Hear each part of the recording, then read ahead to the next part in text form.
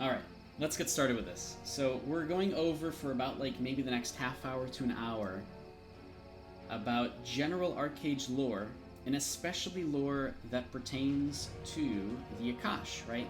So there's this contest that Gamigo is doing, and it actually started today. They've just announced it, and they are allowing people to submit in community designs for costumes, and they'll choose one, and that'll actually be a costume that Abyssal works on and delivers to the game. So this is actually something that a lot of other regions have had, and it's nice that we finally have this particular contest, which is very cool.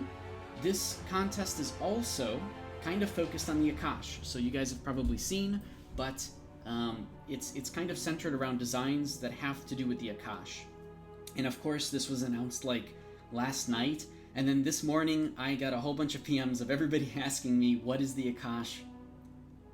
Give me whatever details you have on it. I get that, alright? People, I know folks understand that I know lore stuff and everything, and that's all good, alright? But I want to do this in kind of a wider sense, because I'm not going to be like making anything for this contest, right? But I will actually be giving you the information so that you guys can make awesome designs based on, hopefully really good inspiration from the lore and even what they look like. So I'll be sharing a picture of that. The only picture we've ever gotten of actual Akash, delivered through means that were silly. But anyway, so we'll get to that. All right.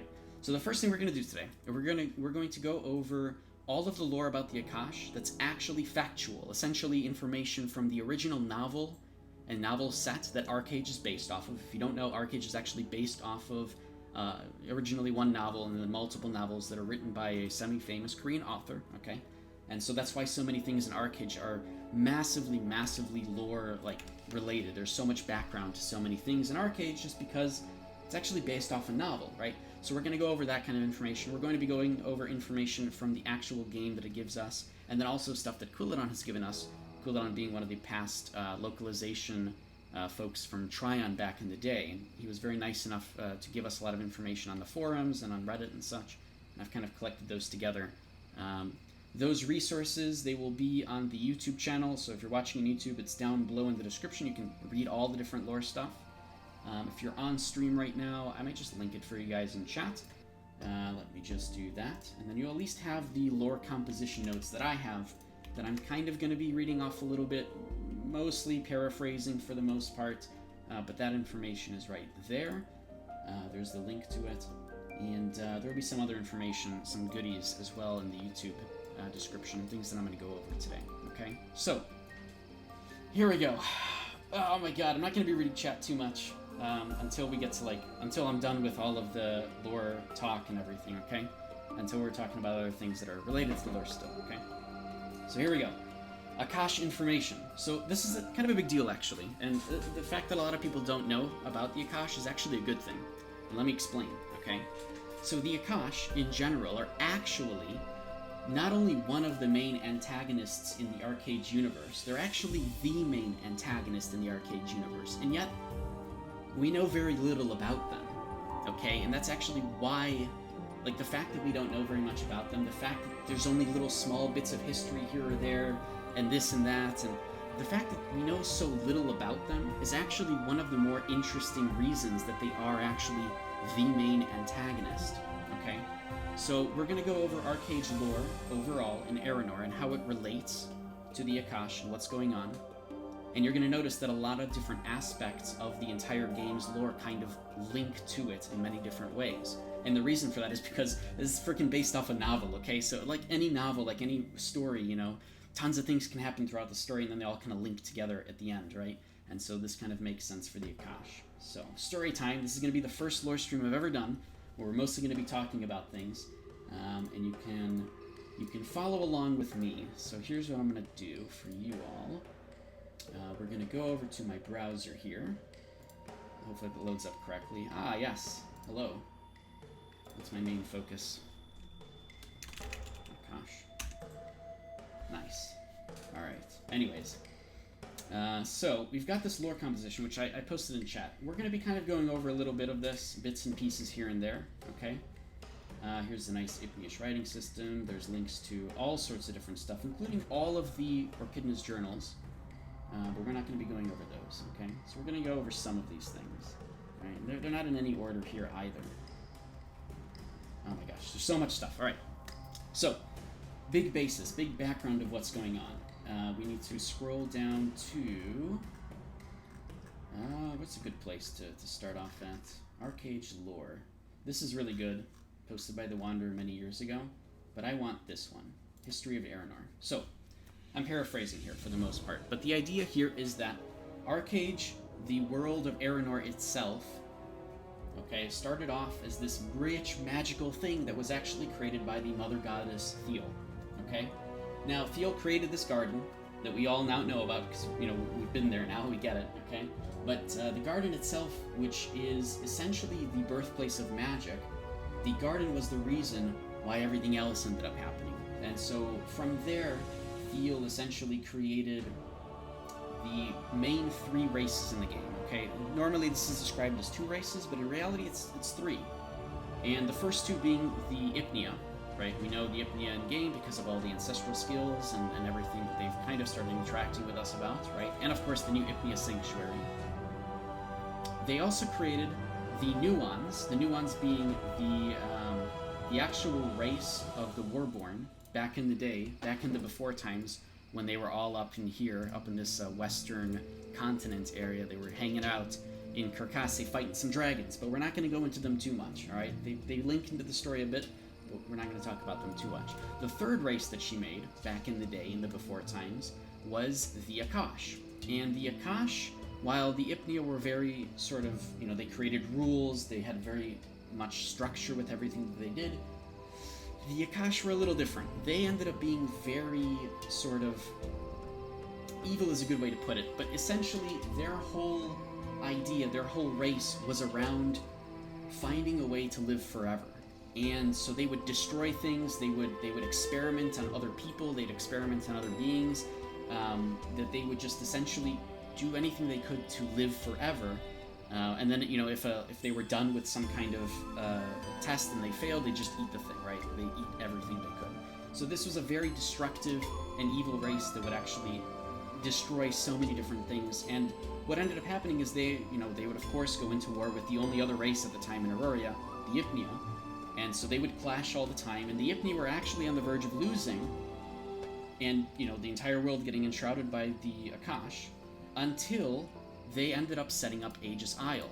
And Aegis Isle was one of the big keys to taking the Akash and locking them all into the Abyss, or some other dimension known as the Abyss, that we know very, very little out of. So the Ipnia were able to do this kind of with their last breath, and they ended up dying out. And in this process of them locking the Akash in the Abyss, what ended up happening is they've died themselves, and now you have a world where there are several different places, key locations, keeping the Akash back in that Abyss, unable to escape from it. So the Abyss is one dimension in Archeage, okay? So this is the Akash. This is this crazy race of very evil and terrifying demon monsters that we have not even gotten to see yet. But we know some history about them, and the reason is because of some of the elements that we have in game, okay? So, many, many years later, okay, this library expedition thing happened. Oh man, you know, now there's all these little, you know, there's people running all over the world causing so many havoc with their god powers. That kind of sucks, right? But one of the most notable ones is, of course, Jean, or the god of destruction, right? The whole aspect of Jean, who becomes Kyrios, is one that is probably pretty easy to take advantage of. So what you ended up having is, you've got Jean, he's hanging around, he came out of the garden with his new powers, he's running around, I think it was Ephirium, when he came out of the garden. Can I not target it at all? Can I not? Oh, I can. So he's hanging around Ephirium, his home place, and he's noticing everything's a little different, because it's been like, I don't know, 200 years since he stepped foot into a garden, right? And nothing seems the same, and now he's got these crazy god powers. So, kinda sucks, but turns out that's a pretty good guy for a dread necromancer to come across, and he met Antholon, or rather, Antholon met him. So Antholon we know is a big antagonist in Archeage, but there's many reasons for it, because Antholon's main goal is to help the Akash escape. and so that the Akash can take over the world. Now, why Antholon is doing this, what Antholon's background is, how he's tied to the Akash, we're not totally understood about that yet. We don't really understand where Antholon himself and his history came from. But he came across Gene, which is kind of nice, because he's kind of the god of destruction, right? And you could probably take advantage of this poor boy who's running around his old home where all of his friends are dead, right? And that's exactly what he does. And with Kyrios and Antholon together, they create the Crimson Army, the army of the undead, the army of all the fallen people. And they go and they just start wreaking havoc all over Auroria. Even though there's other little wars happening all over Auroria, they end up going and sort of wreaking havoc everywhere. And eventually people turn on them, but it's kind of too late. And right at the end, what ends up happening is a crazy, crazy clash that you see in the intro trailer for Archeage, right? The intro trailer for Archeage, you see, you see Aranzeb, and you see essentially everybody working to try to stop Kyrios. And it's kind of a big deal.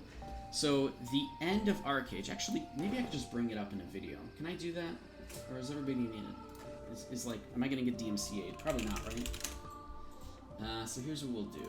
Hopefully it's not too loud, but we're going to try this. So Archeage, main cinematic, or theme cinematic, right? Well, let's see here. There we go. All right. Oh my gosh, 3 minutes. We're going to make this very, very, very, very quiet. And we're going to bring this up on screen, and I really hope you guys can see this.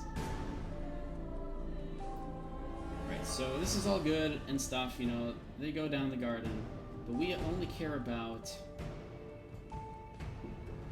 this part.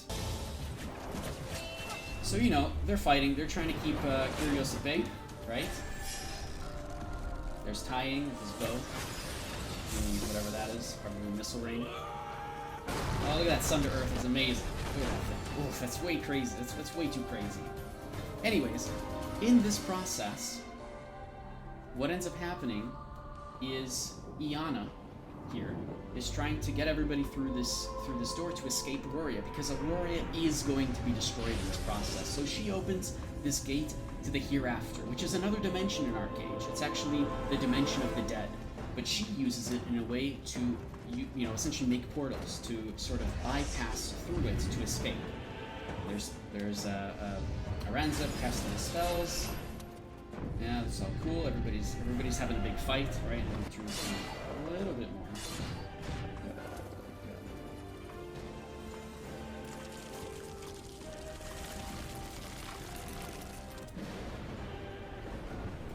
Oh man, the meteor, here we go. So this fight happens, right? And what they ended up doing in this fight is two things.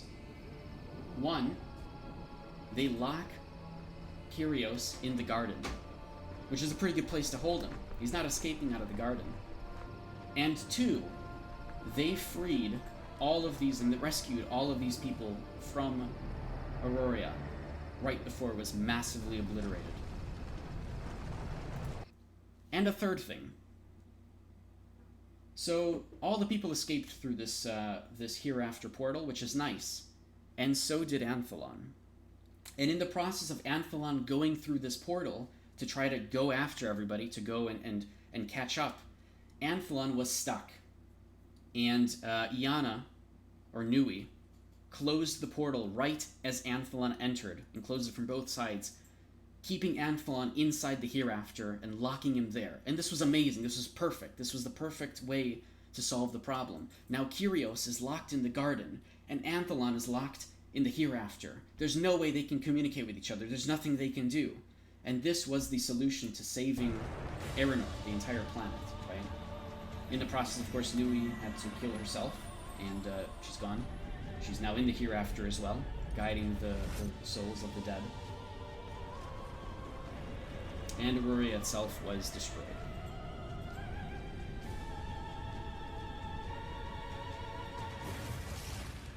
Looks like that. Like somebody nuked it, right? That's pretty much what happens. So now we're here. Hello, welcome to Archeage. You have now actually ended up getting back to Auroria, and you've repopulated some stuff, and there's crazy things happening all over the place. what does it all mean? Well, we now know that Antholon is actually active, right? He is able to not only bring the Crimson Army back into the main world, but he's also able to, like, create visions of himself. And now we know he can even create a nearly solid image of himself in the garden, as he's creating all these problems in the garden to try to take it over, because he wants to free Kyrios, right? His whole goal now is two things. He needs to free the Akash, but he can't do that without Kyrios, because Kyrios is the god of destruction. We need him to do that.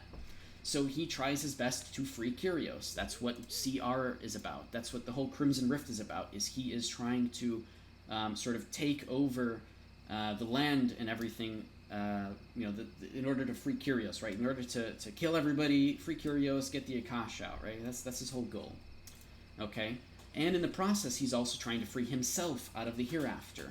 And so we've had different, like, past events and storyline things where Antholon is trying to free himself out of the hereafter, and you try to stop him from doing that, right? In fact, we have the Hereafter Rebellion. The Hereafter Rebellion is all about, essentially Antholon going into the hereafter and attacking it and trying to break down the barrier. And a lot of things can happen because of that, to try to rescue Kyrios, to try to, rescue, to do everything, right? So there's a lot going on with this. Now, this is all fine and dandy, but we are now back to the whole thing. What are the Akash? What is this about? Why is he trying to rescue the Akash? What's so crazy about it? So we're going back into the lore and history part for that. So let's go over to Enoch. So back to the Akash now. So let's go here. All right, reading at this point. So Enoch is very important. Enoch was also one of the 12 adventurers at the start, and he's actually he is, oh gosh, what's the word for it? He's an Astra. He has wings, like actual wings that he was born with. Astras are very, very interesting, and you can read about them as well through this document. But Enoch, he also was one of the 12 adventurers, and he gained the god powers of Hahe, or however that's pronounced, but I'm going to go with Hahe, because that's how I've always thought about it, who is the god of prophecy, okay? And so while he's doing all these sort of crazy things in Auroria and trying to fight off Kyrios as well and all that good stuff, there's a lot of stuff, there's a lot of lore behind him, he also eventually starts to realize that, wait a minute, actually there's kind of a bigger problem here. And he, with the help of Kyprosa, find out that the Akash are actually a thing. They don't even know that that's a thing at the beginning. They had no idea that they existed until the god powers of Hahe and the powers that Kyprosa acquired sort of unveiled the fact that they actually exist. And this whole Crimson Army thing, they're nothing. They're nothing compared to the Akash. And so, together, and mostly Enoch, what Enoch does is he starts finding all of these locations around Auroria that keep the Akash at bay, and he starts realizing, wait a minute, this is all about the Akash, everything. And not only is this Aegis Isle about it, but he also goes to the Sea of Graves and realizes that this thing, this seal at the bottom of the ocean in the Sea of Graves is actually also like a plug. It's not going to drain the ocean, but it will bring the Akash back if it's actually activated. And so what he does is he goes and strengthens these things. He strengthens, with his godly powers of Hahe, he strengthens Aegis Isle. He strengthens the Sea of Graves. And he makes sure that the Akash can't come back. In fact, fun fact about the Sea of Graves and the Abyssal attack. So the Abyssal attack is actually quite interesting. If we go over here, there's a lot of lore behind the Abyssal attack. And it's actually quite important. So I'm going to kind of read this. So long ago, before the exodus from Auroria, there was the Akash, right? And he kind of talks about what this is and everything, but Hahe managed to pinpoint this ancient seal and strengthen it. And so he's mainly just talking about this, what we've kind of gone over, but yes. The Akash themselves, from the Abyss dimension, are attacking the Sea of Graves, and they're trying to break it and break the Ezzy's light that Hahe built, or Enoch built. Enoch actually built the Ezzy's light that's on top of it in order to help keep the Akash away. But fun fact about this, actually, and this was something that Quilladon talked about on stream once back in the Trion streams back in the day, that Abyssal Kraken isn't actually real. In fact, all the Akash are doing are trying to convince you that there is a Kraken attacking that Ezzy's light so that your cannons destroy it. your cannons actually go through this this kraken, which isn't really there, and destroy the statue, which then you are, of course, tasked with repairing, right? So you go and repair it, and what does the Akash do? Well, they know they've given up, right? They've obviously failed here, because now you've repaired the Ezzy's light. However, they give you a gift. They give you these giant abyssal crystals, which then, of course, you mindlessly take and you start bringing all over the world, because let's go ahead and sell them for gold. But the abyssal crystals are one of the most interesting things in the game, and we're going to talk a little bit about that, okay? The abyssal crystals with the Akash and with Serpentis and everything is the next topic, and this is where the main inspiration comes from with the Akash. And right after this segment, I'll show you what they look like and how this kind of all fits together. It's very cool stuff. So, the abyssal crystals that they give you from the Sea of Graves, that you just go ahead and you just take them all over the place, right? These are the crystals that really do give the Akash control. And if you've played Archeage for the 7 years of its existence, or 6 years in NAEU, you will notice that over the years, these abyssal crystals, which, by the way, originated, as far as we know, they've started originating in Exilok, and more importantly, inside of Serpentis, okay? We're going to talk about that. But these abyssal crystals have started to spread all over Aurora. More and more have popped up all over the place. And what happens every time the crystals pop up? Well, they've also decided to add spawns for the Crimson Army there, who are helping protect those crystals. Because guess what? Antholon's clearly got an understanding of what's going on here. So these crystals that we're bringing all over the world, these abyssal crystals, actually originated, as far as we're aware, from Serpentis. And Serpentis itself, if we take a look at it, even just here, they give you a good description of it. Serpentis was once a temple to the Akash. And so what this is the Akash's way to try to, again, come back to the world by spreading their influence everywhere, by essentially hoping to rip open their own portal, or something of that sort, to come back, okay? Now, you can run around Exilok, you can see the abyssal crystals all over the place, but Anya ingots, the thing you can actually mine, those Anya, right? That's actually just a mistranslation. It turns out abyssal crystals are supposed to be called Anyarimi ingots, or something very close to that in Korean. So Anya ingots are actually abyssal crystals, and they all originate out of this area, right? And you can actually use them in equipment.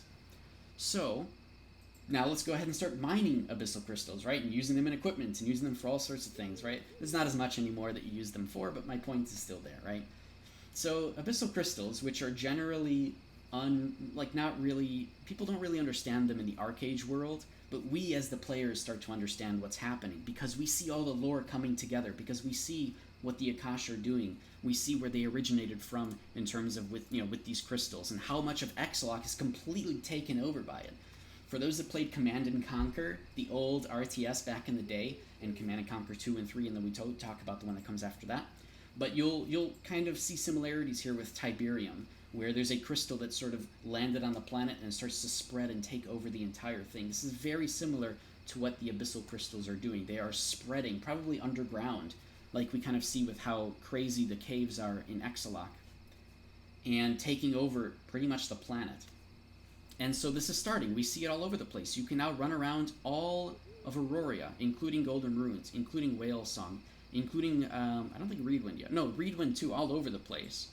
And you start seeing abyssal crystals everywhere, sprouting abyssal crystals, giant abyssal crystals.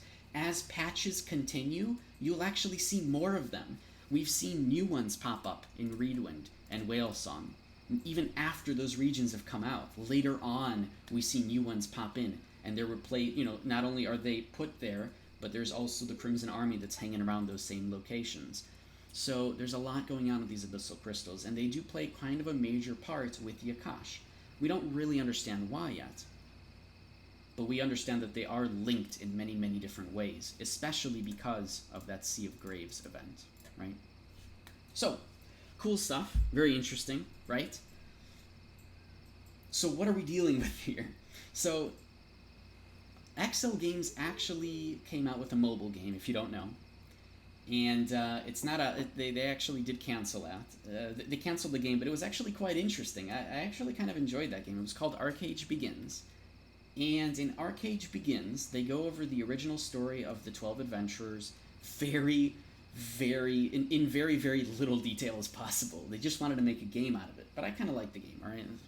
Whatever. Anyways, my point is, so they came out with this game called Archeage Begins, and in it, in the download screen, they talk about the history of Erenor, and they have the one picture of the Akash that we have ever seen, period. The only picture of what they look like, and here it is. This is it. This was the picture, right there on the screen. There's the Akash. There's the Ipnia, and there's the Akash. This is our only, as far as we're aware, this is the only really, really good picture of what the Akash look like right from XL Games, because they put it into Archeage Begins. So I will have this as a link. If you're watching on YouTube, it's down below already in the description. But this is the main sort of thing that we can take from. You can actually see down at the bottom there's like a little face also of somebody else, of a different Akash, that's covered with the word clans.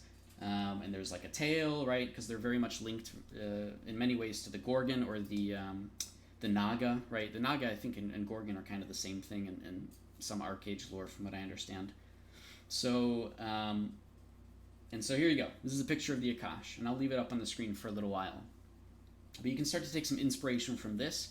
Take inspiration from the fact that these abyssal crystals, which are like, you know, all over the place. In fact, now I've put them inside my home as well, because of course, why not, right? Why not? Look at these amazing purpley glowy crystals. Look at this thing. Bam! Instantly. Lights up half a room, right? Very, very cool crystals. So take some inspiration from these guys as well, from the abyssal crystals, and from what these guys look like if you are going to go ahead and design a costume around it. Now, Serpentis is a pretty good place to get some inspiration from. Right, there's those weird floaty cubes, which we're not really sure how they work, but they clearly contain some kind of a power that's very much linked to the Akash. In fact, the Akash themselves and their power is still in Serpentis. Like, there's some remnants of their power there, and that's why everybody wants to go in there and, you know, create all these excavations to go into Serpentis to try to retrieve that power. And so, you know, Lerman is one of the people who makes his groups to go into Serpentis, to try to steal the power of the Akash, right? And of course, at first, Lerman's kind of working with you, and then later on he turns against you because he wants the power for himself, and that doesn't really work out that well for him. But my point is that he and many other people have tried to go in there to steal this power, to take the power of the Akash. And I'm sure Antholon has done that to some degree as well, but it looks like, obviously, he's got everything he needs. He's just trying to make them escape, right? So one last little bit of story, and I think that will be, for the most part, what we're going to be going over in terms of lore, and definitely the stuff that's linked to the Akash, all right? And that is Orchidna. Orchidna is a very, very important character to this game, and she, in general, is kind of like the true link to the Akash that I don't think Antholon knows about. And that's where I think that the story will start to pivot and turn into an interesting way. We'll have to see how it goes exactly. But what I want to do is go over to there. So Orchidna, and you can actually read about her through these books right over here. These 10 Orchidna's journals, which I have them all accessible on Win. If you're on that server, you can come over and check them out. But more importantly is you don't have to do that. They're actually on this website as well, on the lore composition notes, all the way at the top. Somebody was nice enough to put them up there, and I linked to their page. So I forgot who did it, but their name is up there, and oh gosh, it's all the way up here. Where is it? Yeah, it's up here. So the 10 in-game books uploaded by Miss Tilda of Reddit. So there you go. And so you can take a look at those books yourself if you want to read them. They're actually very, very, very good books, okay? But, yeah, so Orchidna's journals are kind of documented there about her history, where she comes from, and her childhood. And I'm going to go over them in a very, very general detail, okay? Because those books do it really, really good justice. We're going to go into all this later. But there she is. There's Orchidna kind of locked up there. But Orchidna is extremely important to everything, because in many senses, she is kind of an Akash. So Orchidna's history goes back to, you know, the early kind of age, well, not the early ages, but like the last sort of few years of Erenor, I should say, where, you know, she was one of the 12 adventurers, and so her sort of ordeal with all of this is linked with everybody. I'm not sure where I'm going with this. All right, let me start this way. Orchidna's childhood, Orchidna's whole essence is that her father, a man named Raven, okay? Her father was this crazy research scientist, and he was one of the only people that knew about the Akash, okay? And Orchidna's sister, Caprosa, was not... I think they share the same father? No, it's... Oh, no. Yeah, so Orchidna was actually left at, like, the doorstep of of Caprosa's family, which is a very royal family. And they took her in, but they didn't really like Orchidna because, she's kind of an outcast. She came out of nowhere. And also, she keeps talking to these weird demons in her head. So let me explain. So Orchidna was actually a birth of her father, Raven, who, again, was doing all this research about the Akash and was actually trying to bring them back. This was extremely, extremely long ago in all of this history, okay? And the way he tried to bring her back was by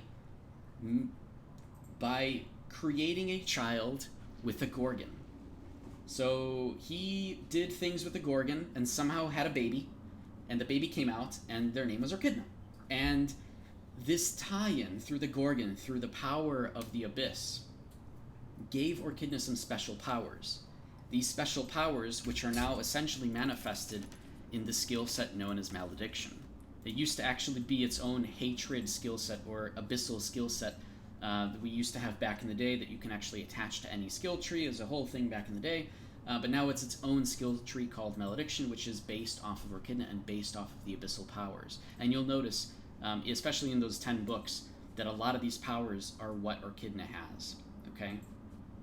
And so, Orchidna, with these special powers that she doesn't understand, was thrown into this royal family as a baby and grew up constantly having essentially another voice in her head, a very demonic voice in her head, which was leading her towards freeing the Akash, towards gaining her powers, towards killing and murdering. Every time she would unlock and just learn about one of her powers, every time she would petrify someone into stone and then shatter them, or literally look at someone and manipulate them to just kill themselves.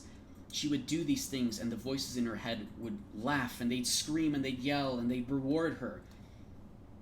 These are the voices that Orchidna had to live with. The Akash themselves, through her. And Orchidna for many years wouldn't tell anybody about these voices because she just assumed everyone had voices, right? She's a little kid, she grows up with them, she assumes everyone has voices. And so when she starts to mention them to Caprosa and asks Caprosa about her voices, Caprosa shushes her and moves her away and says, listen, you can't talk about that. That's not normal. You shouldn't have voices in your head. And together they travel over to the great Delphinod library to go and talk to whoever they can until they realize that actually it's probably not a good idea to talk about this stuff to anybody. So their whole goal, and Caprosa's whole goal in the library, is to secretly find information about the voices in her head, which she, of course, eventually learns are the Akash, and then eventually goes and tells Enoch after the whole library expedition and so that all this stuff is happening, right? But the core thing here is that Orchidna has an actual link to the Akash. In fact, in many cases, Orchidna actually creates a portal so that the Akash can escape, and they do. In at least one instance, that actually happens, and she does it to save her friends. And then, of course, immediately gets everybody back into the portal, and after the whole event is over, locks it back up, because she doesn't want anything to do with this either. She knows this is not a good thing by that point, right? Orchidna, when they discovered the door to the garden, the 12 adventurers go down there, she was very brave. She went right up to that door and touched it, which was clearly not a good idea because it just decided to open and a fairy came out and said, hey, thanks for opening the door. You are now the gatekeeper. Goodbye. And Orchidna is then locked in this gatekeeper duty beyond anything she's able to she can't actually stop this from happening. She becomes the gatekeeper to the garden for seemingly centuries, stuck on a chair, unable to talk to anyone, completely restricted from all other things. She's there. She's stuck there, right? And occasionally, while Caprosa's still in the garden, she will go and visit her sister and say, hello. She's going to try her best to get her out of the chair. If not, she'll do it herself. But then Caprosa leaves the garden, and then centuries pass before Orchidna sees anybody anymore, because time passes very differently between the garden and the main world. And so Orchidna has a little bit of time with her voices, right? She's stuck in this chair. She's definitely not going to be releasing the Akash anytime soon. She's inside the garden, and that's pretty nice and all, but the Akash are kind of stuck there too now. And so over these centuries, over all this time, the voices in her head continue to grow, just take over her entire mind. And when finally Caprosa finds a way to get back into the garden and to save her sister, to take her spot like she promised all those years ago, Orchidna is a different person. And she gets out of the chair, free, completely older now, and really not that much wiser, because she's obviously been manipulated by the Akash in her brain, right? She gets out of the garden, and what does she do? She makes an army, the moment she can. In fact, the Akash know a very perfect army for her. It's the perfect army that she could possibly... And there's literally a whole set of people for it. So let me explain. This will be, again, one of the last things to talk about this whole segment, then I'll be done. But let's talk about the new ones. So we mentioned them earlier, that they are actually one of the 3 races that Mother Goddess Thiel created. And the Nuons are over here on West Nuia, what is now Nuia. And they're hanging out, and also there's a bunch of dragons there that they end up slaying, right? There's a massive dragon war between the Nuons and these dragons, who are led by the dragon god, Misagon. Okay? The dragon god is this guy. He's right there. Do you see him? Because this is him. This whole thing here, that's Misagon. So there's his head, it's over here. There's his little spiky body. There's his tail, right? There's all these little body parts. And there's a bunch of dead dragons all over the place. These dragons are literally insanely massive. They are that big. That is the size of Misagon, the dragon god, or the god of dragons, or whatever they named him. And the Nuons killed him. Hooray! So they eat him, and as you do, right? And so they eat him, and turns out they're gone. And somehow this curse that Misagon would bestow upon the Nuons would be to lock them up in their own void, in some other dimension that is not the Abyss, but is somewhere else that is also secluded. In some cases they say it's the Abyss, and others not. Who knows? They're locked up into some other dimension. And so the Nuons are there, stuck, essentially in stasis. They're not really aware of what's happening here, but they are stuck. And so when Orchidna, of course, comes out of the garden and says, what am I supposed to do now to free you guys? What am I supposed to do now to free the Akash? The Akash say, we know a perfect army for you. They're literally right over there, right through the dimensions that you can create, because Orchidna can create portals to other dimensions. Perfect. So what does she do? She frees the Nuons, who don't know what's happening and are completely, just have no idea what's going on right now, and manipulates them into being her army. And she created the Warborn. The Warborn, which then she immediately unleashes on upon Esna. The Warborn, who take over and just destroy all of Esna and murder the king at the time. And all this, crazy bloodshed happens here. If you are a Warborn character, you've played through the Esna massacre, you see how this stuff all links together. Because you are a Warborn, who was then, after this was done, the people have essentially been able to stop the Warborn and kind of control their demon powers. And essentially what ends up happening is they all end up in Sunbite Wilds as slaves, right, to the Hiranya. They are slaves, literally slaves to the Hiranya, who have devices on them that control their minds and feelings and emotions to stop them from being demons. In fact, in almost every case, the Warborn have forgotten entirely that they were demons at all. But people treat them like trash because they did. They murdered all these people, right? So everybody treats them like trash, and the Warborn have no idea why. And you play through this whole story and understanding, and also you get to meet other Warborn who've actually escaped this and start to realize what's happening. You get to play through the whole story through the Warborn campaign, right? So that's essentially how the Warborn ended up. But the story itself essentially ends with a good old guy named Damien, who is actually Orchidna's son, and I don't remember who the father is, But Damien here, as Orchidna's son, is actually tasked to help lead the Warborn. But Damien understands that this isn't the right thing to do. Damien does not have the Abyss, the Akash in his head like Orchidna does. He's not a direct descendant from an Akash or from a Gorgon. So he's essentially just a man who notices that there's a bunch of slaves that really that are just murdering people. And so Damien devises a plan to help free them. He's part of the reason, he's actually the main reason why they were able to escape at all, and to turn them back into a regular non-demonic form of just being the nuance, right? He's the reason why all that happens. And he's also the reason why his mother is now up here, locked inside of spiderwebs, to forever be here, locked away so that she can never, create portals again or free the Akash or anything. And, of course, because of him, hopefully Antholon never finds this place and never actually is able to use Orchidna's power against the world to free the Akash, right? But this is essentially where I feel like the story is going. Especially if you've completed the storyline of the garden. There's a lot happening, and it's very, very cool stuff, right?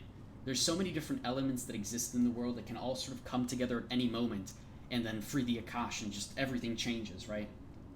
And it's very, very cool. They're starting to expand the lore we see in the Korea sort of patch notes. They're expanding this area up here, which teaches us a little bit more about lore as well. They've given us the Ipnia Sanctuary, which is actually a sanctuary that the Ipnia built in order to essentially have a place, a home away from home that is based off of the garden itself. That is essentially based off of where Mother Goddess Thiel originated from, right? And so we're getting all this lore information, and all of it is just building up constantly. All of the things in the game are building up over and over again. And it's very, very cool to see at any point in time, suddenly, these big old bastards can escape and eat everyone. Just instantly, just blop, and then they're all eaten up, because that's how these things work, right? So that is the story of the Akash. That is the background to it all.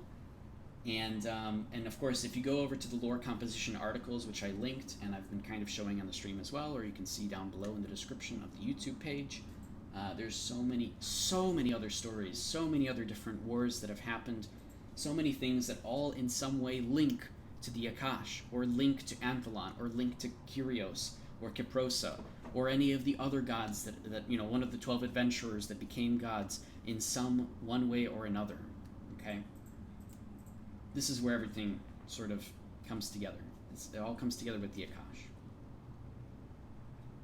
Cool? 45 minutes? Was that good? Did you guys enjoy that? Hopefully this gave you guys some kind of inspiration for your designs when it comes to the costume stuff, but this is the first lore stream that I've done. And this is something that you guys actually enjoyed. Let me know. You can write in the comments, thanks, or, whatever, thumbs up, or whatever people do. I don't really care. The YouTube channel is okay, but, if this is something you guys want to see more of, let me know for sure, okay? This was all live streamed on my Twitch. So, you can always come to Twitch. Twitch is what I focus on more anyways. So, feel free to ask lore questions there. We could talk about that. It's all good. But I think that the lore composition notes and those kind of the books in the game are really, really good places to talk about lore and to learn more about lore and to sort of spark conversations from. So make sure to read the things in game that you can, and make sure to read Orchidna's journals as well, which are linked on the lore composition page. So yeah, talked for like 45 minutes. Guys, I appreciate everybody hanging out. Thanks everybody. I hope this helps with your projects. That's it. Bye guys.